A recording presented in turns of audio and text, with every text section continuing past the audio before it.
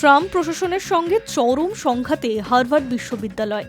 আগেই ওই বিশ্ববিদ্যালয়ের ফেডারেল ফান্ডিং বন্ধ করার কথা জানিয়েছিলেন ট্রাম্প প্রশাসন।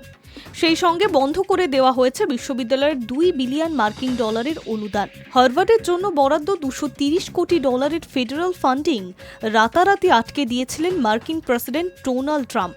একই সঙ্গে বিশ্ববিদ্যালয়ের সঙ্গে $6 কোটি একটি চুক্তি স্থগিত রাখা হয়। এবার এই নিয়ে ট্রাম্প প্রশাসনের বিরুদ্ধে মামলা করল হার্ভার্ড বিশ্ববিদ্যালয়।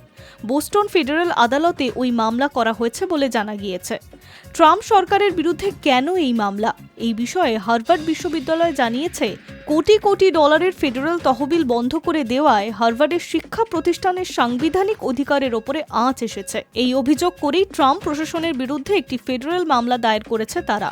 জানা গিয়েছে, ইতিমধ্যেই ট্রাম্প প্রশাসনকে হুঁশিয়ারি দিয়েছে হার্ভার্ড বিশ্ববিদ্যালয়ের প্রেসিডেন্ট অ্যানাল মাইকেল হু গার্বার। একটি সংবাদ সংস্থার জার্নালে তিনি জানিয়েছেন, সরকারের অতিরিক্ত পদক্ষেপের পরিণতি হবে গুরুতর এবং দীর্ঘস্থায়ী। গার্বার জানিয়েছেন যে তহবিল হ্রাসের কারণে শিশুদের ক্যান্সার সংক্রান্ত রোগের প্রাদুর্ভাব এবং আহত সৈনিকদের ব্যথা উপশম করার মতন গবেষণার ঝুঁকির মধ্যে রয়েছে।